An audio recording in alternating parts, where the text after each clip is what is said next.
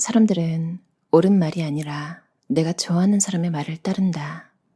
성공이란 시간이 지날수록 나의 가족과 내 주변 사람들이 나를 점점 더 좋아하는 것이다. 짐 콜린스, 세계적인 경영 전략가. 우리는 다른 사람에게 받는 관심과 배려가 중요한 존재다. 다른 사람에게 관심과 사랑을 받을 수 없고 나조차도 그런 것을 줄 필요가 없을 때 인간은 과연 존재의 의미를 찾을 수 있을까? 사람이 제일 좋아하는 것은 사람이다. 결국 사람들의 관계가 삶을 풍요롭고 행복하게 해준다. 사람들이 진짜 좋아하는 사람들은 모두 남들에게는 관대하고 자신은 낮출 줄 아는 사람들이다. 사람들은 잘못과 부족함이 없는 것보다 그것을 인정하는 모습을 좋아한다. 그것이 더 어렵기 때문이다. 결국 누구와 함께할 때 더 기분이 좋은지가 답인 시대이다. 좋아할 만한 사람은 분명 따로 있다. 사람들은 생각보다 다른 사람들의 인정과 관심을 많이 필요로 하는 존재다. 인간의 역사는 인정의 역사라고 할 만큼 다른 사람들에게 어떻게 보이는지가 중요하고 지금 우리가 겪고 있는 상당 부분의 어려움 역시 사람들과의 관계에서 기인한다. 내 역시 지난 삶을 돌아보면 사람들과 잘 지내서 관계에서 오는 고통을 줄이는 것이 가장 큰 화두였다. 매력 분출에 표준 분포표라는 것이 있다면 한쪽 끝단은 매력이 너무 없어서 인기가 없어서 외롭고 한쪽 끝단은 매력을 너무 넘치게 분출해서 시기 질투의 대상이 되어 외롭다. 표준 분포표 가운데 그 가운데에서 조금 더 좋은 쪽에 위치하면 좋다.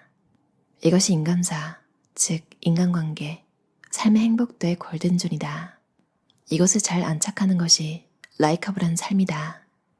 모든 것은 결국 정도의 문제이고 그 정도는 객관적 지표가 아니라 개인들의 인식이다. 이 사실은 우리가 사람들 사이에서 안전하고 행복하게 살아갈 수 있게 해주는 매우 희망적인 명제다. 우리는 노력으로 매력도 만들 수 있고 사람들이 그렇게 느끼게 할 수도 있다. 넘치는 매력을 적절히 분출하고 다른 행동으로 질투를 관리할 수도 있다. 이것은 타고나는 것이 아니라 노력의 영역이다. 블라인드 테스트를 하면 펩시콜라가 더 맛있다는 것을 알게 되어도 눈 뜨고 있을 때는 코카콜라를 마신다면 버거킹이 더 맛있다는 것을 인정해도 햄버거를 먹으러 맥도날드에 가는 것이 어이없다면 내가 생각하는 상식이 과연 상식인지 다시 생각해 볼 필요가 있다. 음식의 본질은 맛이라고 생각하겠지만 사람들은 맛만 보고 음식을 먹지 않는다. 익숙함이나 개인적인 경험, 시각적 효과 등 수많은 것들이 선택의 요소가 된다. 그 수많은 것들의 결과는 그냥 좋아하는 것이 된다. 그리고 사람들은 그것을 선택한다. 사람도 마찬가지다. 모든 것이 완벽한 사람을 좋아하는 것 같지만 사람들은 모든 것을 다 가진 사람들을 선택하진 않는다. 사람들은 타인을 자신과 동일시하거나 비교한다. 동일시는 나와 상대를 같은 사람으로 여기는 것이다. 멋진 상대를 자신과 동일시하면서 그에게 빠져들어가면서 내가 그가 된 것 같은 느낌에 자긍심을 느낀다. 그러나 그 콩깍지가 벗겨지면 그만큼 멋지지 않은 자신이 무진장 초라해 보인다. 여기서 나를 지키는 방법은 그를 깎아내리는 것이다. 내 마음속에서 깎아내리든지 현실에서 실질적으로 끌어내리는데 청력을 다한다.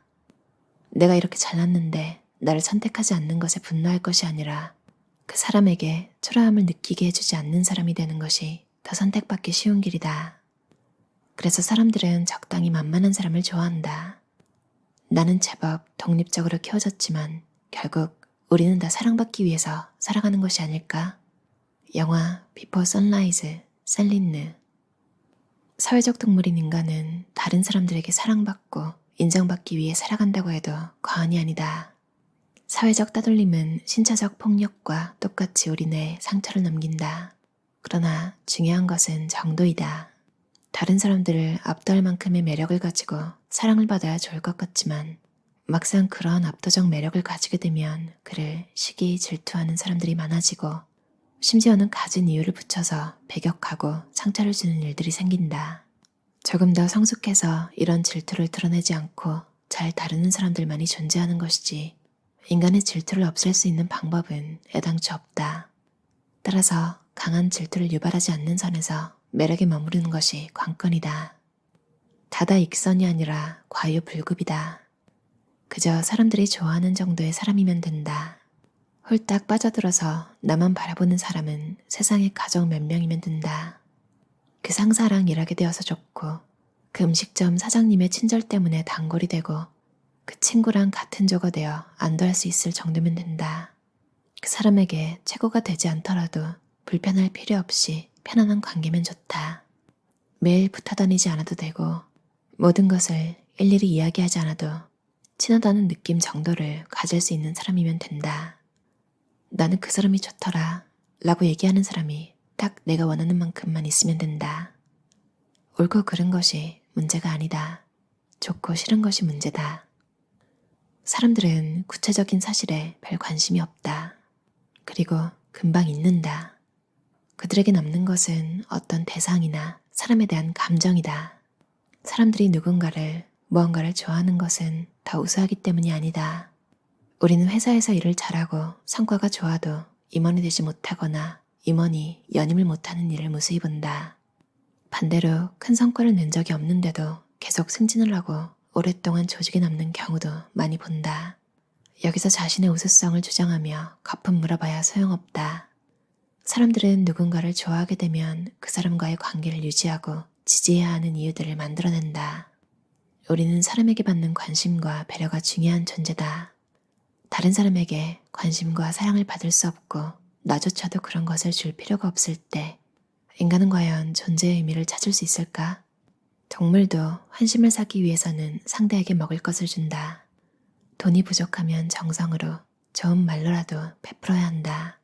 사람들이 진짜 좋아하는 사람들은 모두 남들에게는 관대하고 자신은 낮출 줄 아는 사람들이다. 사람들은 자기를 좋아하는 사람을 좋아한다. 우리는 끊임없이 우리에게 우호적인 사람들의 리스트를 만든다. 내가 좋아해야 상대도 좋아한다. 상호 호혜의 원칙이다. 다른 사람을 좋아할 줄 아는 사람을 사람들은 좋아한다. 경청은 모든 커뮤니케이션의 기본이다.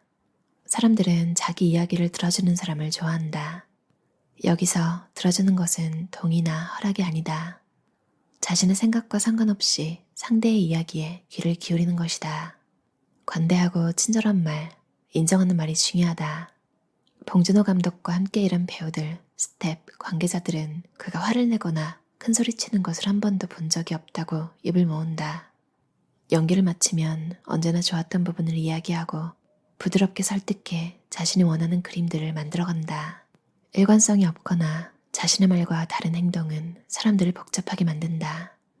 이런 피곤한 사람들은 오래 좋아하지 않는다. 너무 많은 생각을 해야 하거나 예측을 해야 하면 뇌는 과부하가 걸린다. 별로 좋지 않다. 표리부동하지 않고 언행일치가 되어야 한다. 우리는 거짓을 싫어한다. 사람들은 만났을 때 보상이 있는 사람을 좋아한다. 나에게 무언가를 제공해 줄 수 있는 사람을 좋아한다. 그중 최고는 유쾌함이다. 유머는 아주 훌륭한 매력이 된다. 신비로움은 스타들에게나 필요한 덕목이다. 사람들은 예측 가능한 사람을 좋아한다. 즉, 말과 행동이 일치하는 사람들을 안전하다고 인식하고 좋아하게 된다. 물론 생각과 말과 행동이 그 사람 안에서는 일치하지만 내가 좋아하는 것이 아니라면 멀리하면 되고 관심을 두지 않으면 그만이다. 나 역시 마찬가지다. 내가 모든 사람을 다 좋아하지 않는 것처럼 모든 사람이 나를 좋아할 필요가 없다. 그렇다고 배척할 필요는 없다. 우리는 다만 성숙한 인간으로 성장하는 것이 필요하다. 나는 매사에 진심을 다한다는 말을 좋아하지 않는다. 사람은 그렇게 진심을 많이 가지고 있지 않기 때문이다. 그리고 우리는 우리가 하는 모든 일과 우리가 상대하는 모든 사람을 진심으로 좋아하지 않는다. 오히려 이런 진심의 남발 때문에 정말 진심을 다해야 하는 관계나 일을 소홀히 하는 경향이 있다. 우리는 언제 다시 볼 줄 모르는 고객들을 만족시키는 것보다 내가 내 일에 충실하고 내가 직업인으로서 한 단계 성장하는 의미에서 그들의 만족도를 끌어내야 한다. 즉, 윈윈하는 것이 필요하다. 내가 인간으로서 낮추거나 희생하는 것이 아니다. 인간은 실제 생각과 느낌을 다 드러내면서 사는 존재가 아니다. 다른 사람들과 함께 살아가기 위해서는 일정 부분 자신을 통제하고 내 행동을 선택함에 있어서 다른 사람들의 감정을 고려할 줄 알아야 한다.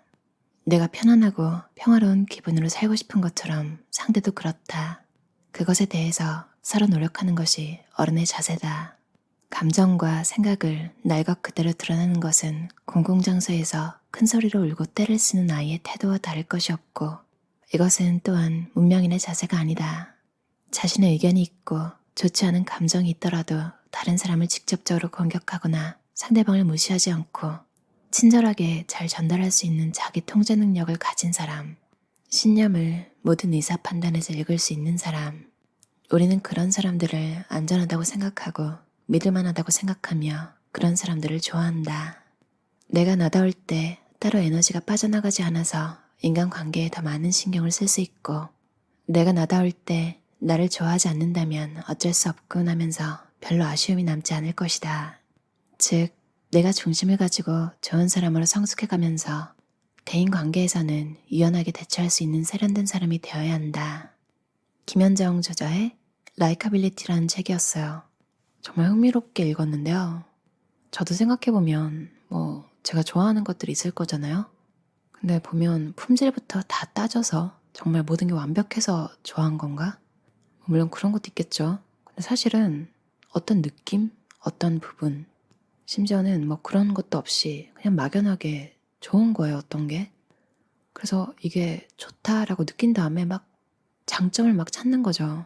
좋아해야 될 명분이 있어야 되니까 장점을 여기저기 찾고, 그런 경우 여러분도 있지 않으실까요? 이 저자가 사람에 대한 것도 같다고 하는데 맞아요. 첫인상, 그리고 느낌이라는 게 있잖아요. 1분만 대화해봐도 이 사람이랑은 안 맞겠다.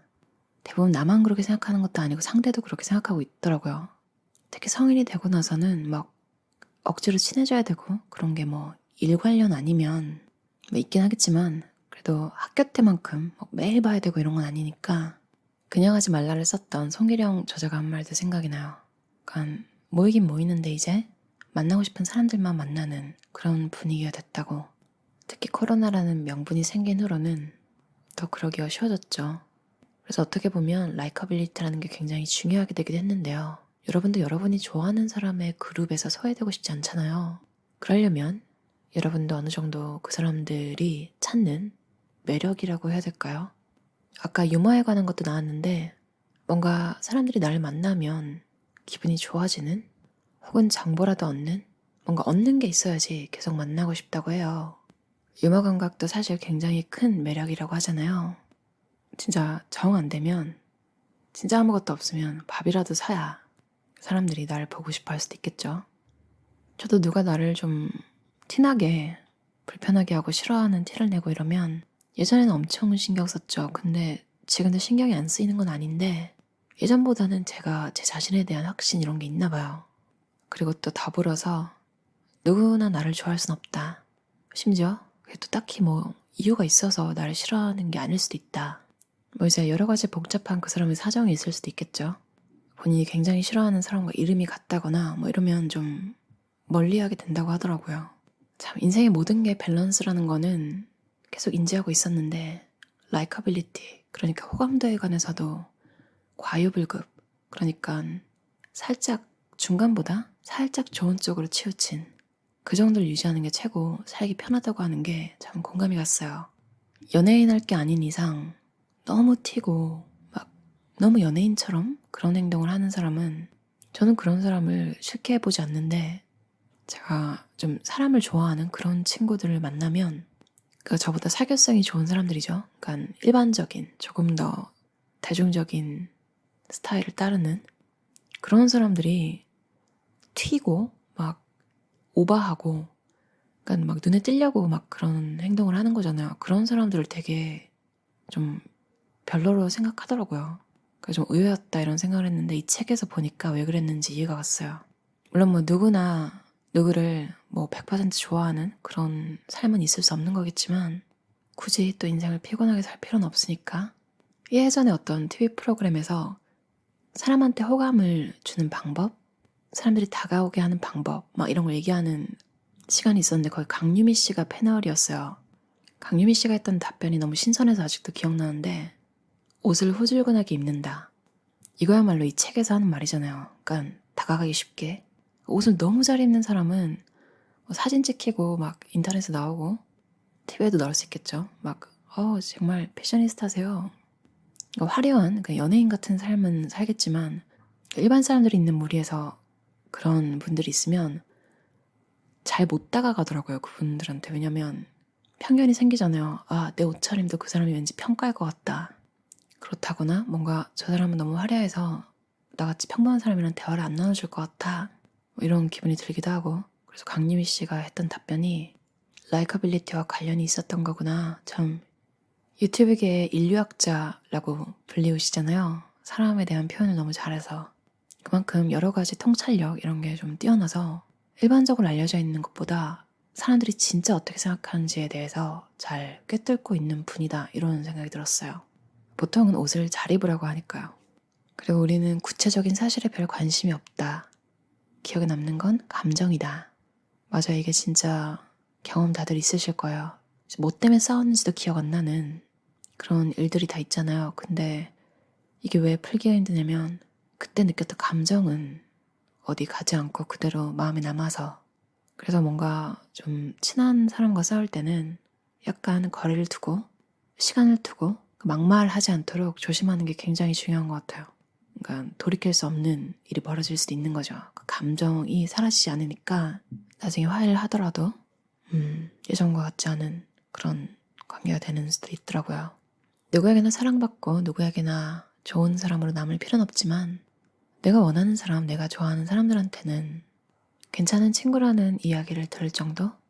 그런 관계를 유지하면 건강하잖아요. 매일 보지 않더라도 뭔가 정신적으로 지지도 되고. 참 이 책은 직장을 다니시거나 사업을 하고 계시거나 고객을 상대해야 되는 분들도 도움이 될 것 같고요.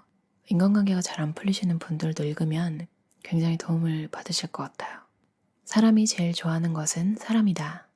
들어주셔서 감사합니다.